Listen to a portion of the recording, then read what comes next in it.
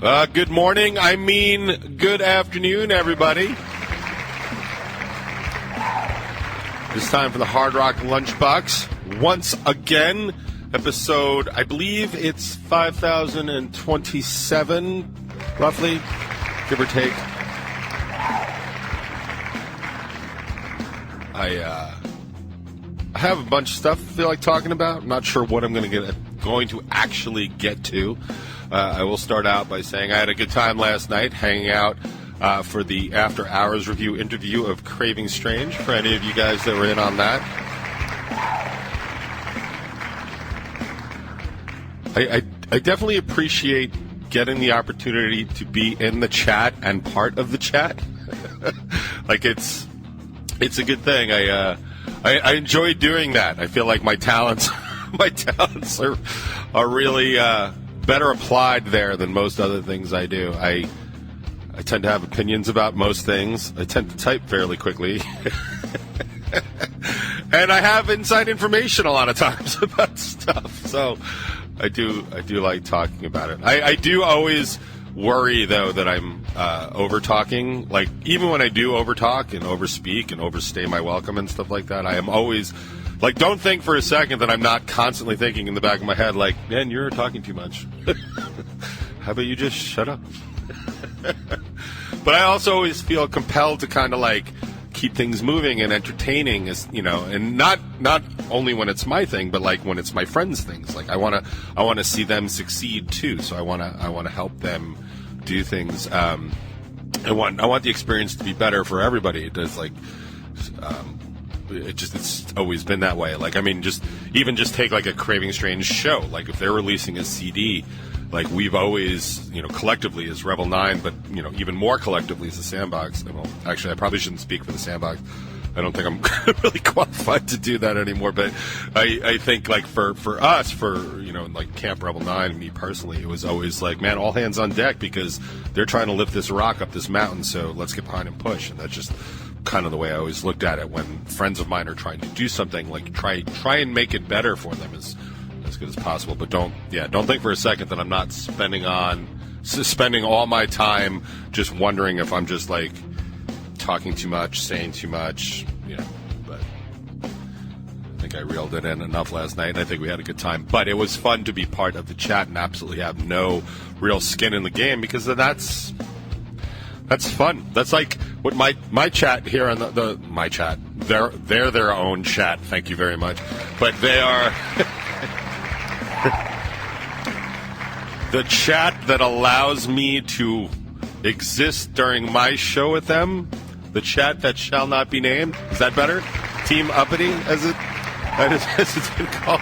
It's fun to be a part of that. It's nice to be included in a group like that, and it's fun. So it's having a good time. I only had like 20 minutes to hang out because I was in the middle of doing something else, but I ended up staying for probably 45 minutes, maybe even longer, because I was having fun. And honestly, the interview is interesting. Like, even when Jimmy shows up here on the box and stuff, like, we'll talk for a couple of hours, and most of it is stuff that I'm asking because I'm literally asking the question. You know what I mean? Like, I want to know the answer. And so,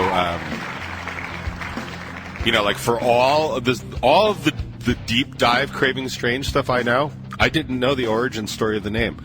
It just never came up. And we just never, like, believe it or not, in the hundreds of thousands of hours that Jimmy and I have had conversations, it's never been like, hey, man, how'd you come up with that name? I have no idea why. I have no idea why, and I didn't know it was a Howard Stern reference. I listen to Howard Stern regularly. I've been a listener ever since college, and I had no idea. And I think that was funny. So it just goes to show when you tune into, like, a Craving Strange interview, or probably most bands, any band that knows how to give a good interview, and that is a very specific line in the sand, because I have had bands that they can't give good interviews. I've seen them. When you're just dragging stuff out of people, it's just not a lot of fun. So when you're actually able to converse and a band can give you a good band interview, like, you really do tend to learn stuff. And that's what I'm saying, like, years later, and I still found out something about arguably one of my favorite bands. So that's why those things are cool. But I just wanted to thank everybody that was, like, part of it, obviously, After Hours Review and everybody Craving and everybody in Team Uppity for just having a good old time, because I thought that was fun. So this is for you. Slight programming note, the Top 20 is out today.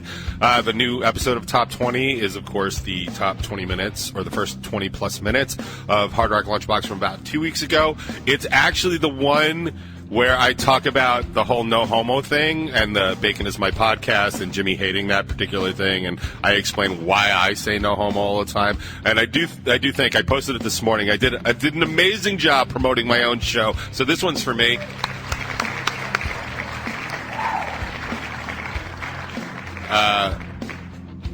Oh, yeah. Donna brings up a good point. Donna's in the chat today. She's talking about top fan. Well, I'm going to talk about that top fan nonsense, because I'm not okay with how that algorithm is spinning out. Like, I also need to get that for the Hard Rock Lunchbox, because I think it'd be funny. Because I think on the Hard Rock Lunchbox, if I flagged like whoever's like a top fan, it'd be really funny to like see everybody's a top fan. Still, I would not be labeled as a top fan. So I think there's a whole lot of bullshit going on there. So I will launch a joint Hard Rock Lunchbox top 20 investigation into the top fan gate of 2021. That's what I think needs to happen. But yeah, so the top 20 that's out today is the one where I go through the whole no homo story with my former guitar player Matt Dower, and how I think that might actually be one of the funniest and greatest and fondest road stories I have. So if you want to check that out, you get to see the visual of me trying to do my best Matt patting the bed for Ray. It's worth checking out. Go to strangerhoodtv.com. It's probably the first thing up because it was released this morning at midnight. Apparently that is this morning, even though it's got night right in the name of it. But that's another show. So,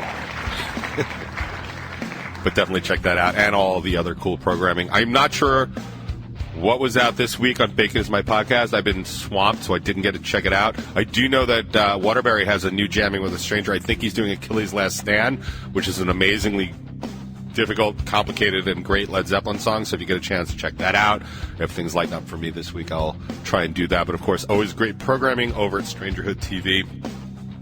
And the top 20 is on there now. The new top 20 powered, of course, by the Hard Rock Lunchbox, which is brought to you by the top 20.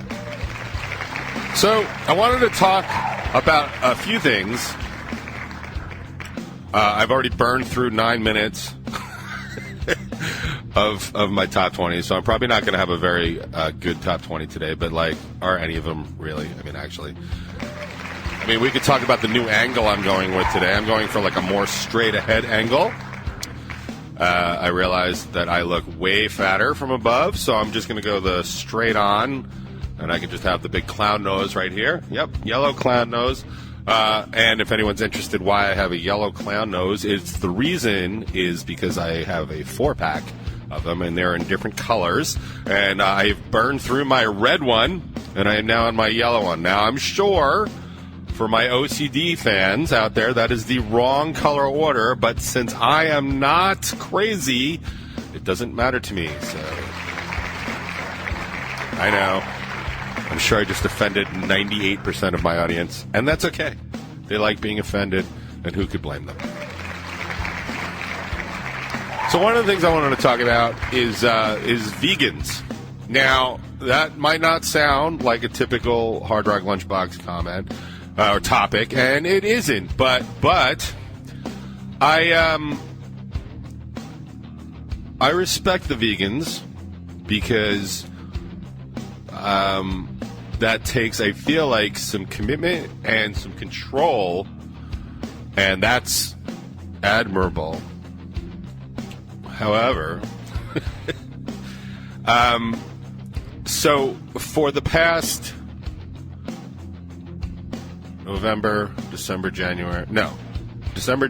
past 90, almost 90 days, I have gone, I've had to do, I am not a perfect physical specimen. Like, let's start there. We'll start in Team Obvious. I know this about me. I know that my body doesn't work quite properly. I have the genetics to back it up. I have certain things that are particularly wrong with me, or I'm particularly sensitive to, or I have basically my body has problems being alive, right? Like, I'm not special at all. Most of us have these things. The world is filled with people with, dairy allergies and nut allergies and gluten intolerance and tons of things. Like, lots of people have stuff wrong with them. One of the differences between people that are identified as that and people that aren't is that some people have identified with that. And to be perfectly honest, like, what I know about, like, health and wellness could really fit into a very small glass, but that small glass compared to most people might as well be like one of those 6-gallon jugs. So I know way more than most people, most lay people, right? People that actually do this for a living and study this for a living, like, really know quite a bit more. And, I do know a lot of stuff because I've researched it. Because I live it, and that's usually the main thing for me. And if anybody that's ever gotten health advice from me, like, first of all, I'm sorry, but usually it's pretty much like, well, it's probably something you're doing, or it's probably something you're around. So I usually tell people that are feeling, with like X, Y, Z symptoms, I'll be like, don't eat wheat and dairy for like a month, for like 30 days, and then find out, see if you feel better. A lot of people, like with migraines and stuff, it's dairy. A lot of people with arthritis, it's gluten. Like, it just, like, these are things that are like 90% of the time, this is what it is. Now, nobody wants to hear that. Like, nobody, like, a total pizza junkie like me wants to hear, like, hey, let's just see if we can go without pizza for like a month. Like, it's very difficult, but sometimes the knowledge that it gives you is worth it. And that is the camp that I am on. I believe in knowledge and information, and I love understanding how this dysfunction of a physiology works. It's important to me. So I know when I make mistakes that this is that. I know when something's happening, it was probably caused by that. I'm not going to sit there and wonder why I have kind of like some sort of arthritis in my knuckles, because I know exactly what it is. I sat with my daughter a couple of days ago, and I had the equivalent of 4 pretzel rods, like the pretzel rods that you used to get in school, like high school and stuff like that. And that, after 48 hours, will inflame my knuckles with some of the worst rheumatoid arthritis I can have. I'm on the far side of it, so I can move my fingers, but I know what caused it. I know what did it. I know when I'm doing it, that's what's happening. But unfortunately, if you're irresponsible and a food addict and stuff like that, in the moment, you don't care, because the reality is, I'm going to sit here with Charlotte, and I'm going to eat these pretzels, and tomorrow, with any luck, I could get hit by a bus, and I'll never have the arthritis, and everybody wins. So anyway, like, I offer a lot of advice that people don't ask for, which I always find funny. Like, I kind of inflict advice on people, as it were. And so a lot of times that's the information I give. But vegans, right? So for the past 90-plus days, I have restricted several foods. I took a food sensitivity test, which is basically like, all right, like people, like some people are deathly allergic to like peanuts and stuff like that. Well, that's not just a switch, right? Like, it's not like, fine. Oh my God, you're going to die. Like, it doesn't work like that. It's like, fine. You might have some problems and someday, don't do that. You'll probably get headaches. Now you're going to the hospital. Now you're going to die, right? So it's a scale. So food sensitivities are, I don't know how to explain this right, but they're physiochemical things that happen in your body with certain foods that you eat and certain types and certain classes of food. So I was having not catastrophic heartburn, but it was enough that it was affecting me so badly that it motivated me to do something about it. And as anybody that knows anything about me, like, my motivation when I'm in like a low depressive state, like one of my lower swings, motivation is just like a commodity I don't have. Like, I have about as much motivation as I have gold bricks, which is currently goose egg. But it was so bad that I opted to take the test. I got the results, and I decided to do something about it. And the results showed that I am currently having sensitivities or allergies or whatever you want to refer to them to stuff like peanuts, which I used to eat every day. I like peanut butter. I love almond butter, cashew butter, all of those stuff. But I like peanut butter. It's a quick snack. I'll have it just like a spoonful of it or whatever. It's a great food. It's not a nut. It's a legume though. Shrimp, which I don't eat all the time, but eat on occasion. I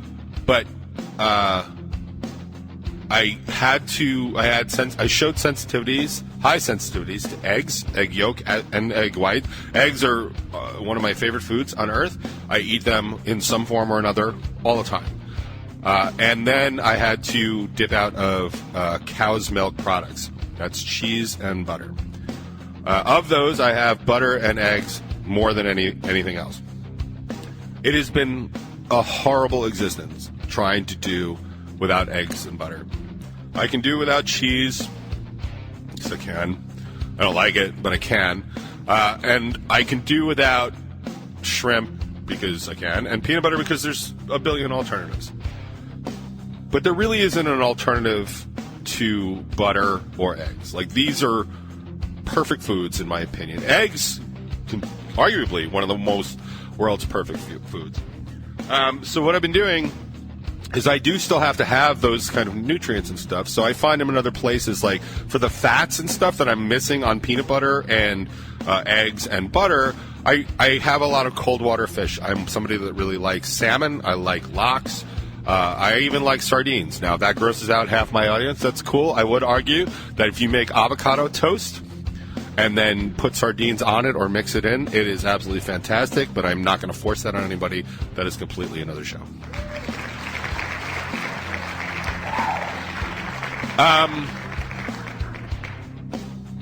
What was I saying? Oh, right. So here's the thing. So I've been having that. I've been having a lot of salmon. I've been having it on gluten-free bagels, everything bagels, which are awful. I could not recommend them less. Like, I couldn't. They're awful. But if you can't have gluten, I can't. I do, and it hurts. So I can't.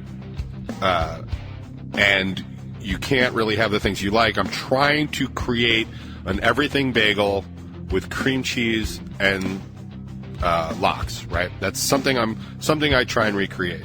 So I just actually had it just before. I had it on a fake bagel, which is awful.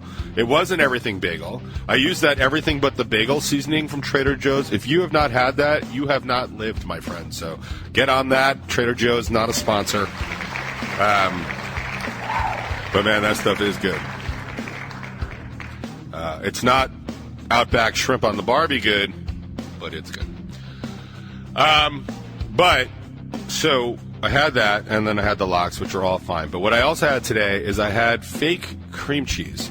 Now, I remember how I said, seconds ago, I could not recommend the fake bagels less?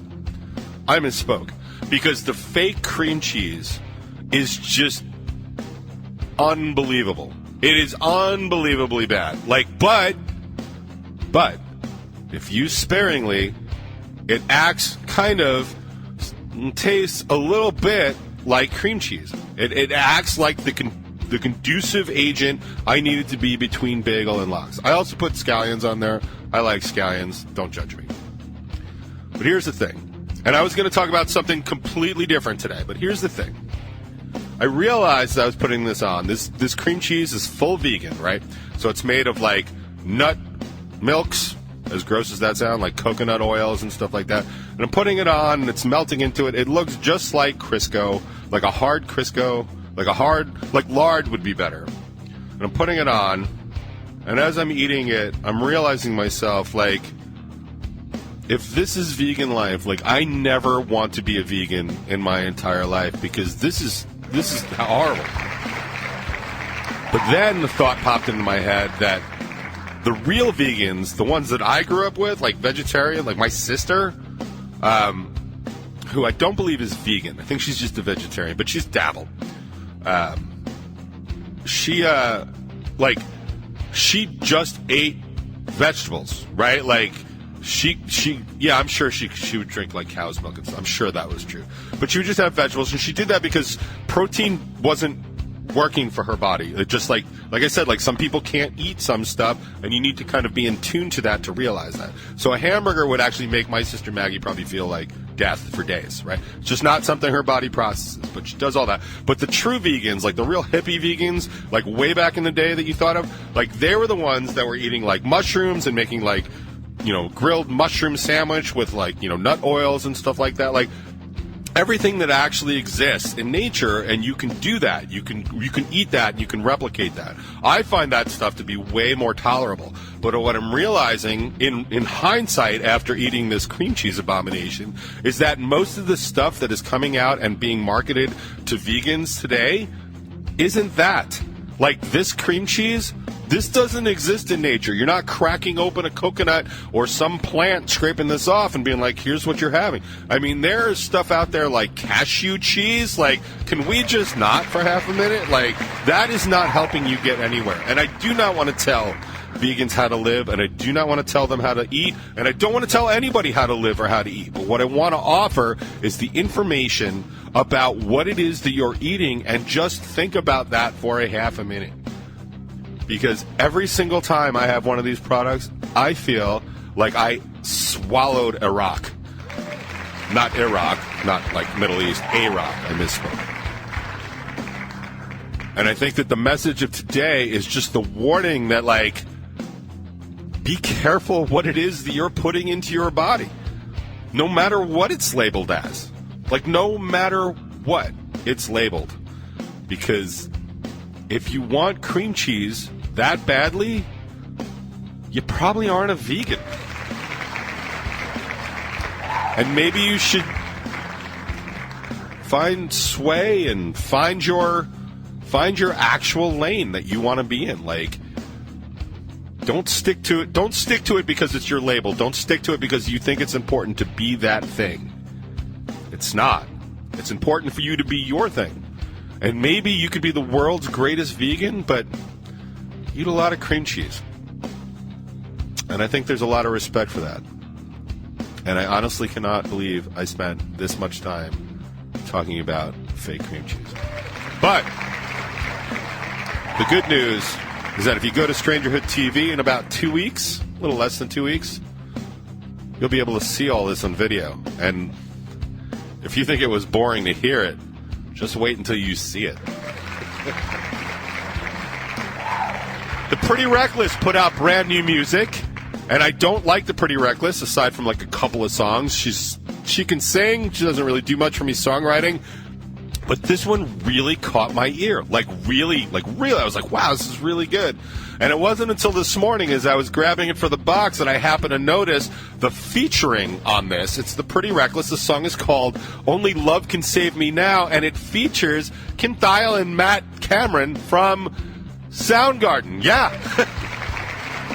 Quite possibly one of the greatest rock bands of all time, and I don't know if that has anything to do with why I like the song so much, but I tell you what, I'm willing to bet an entire tub of vegan cream cheese on it.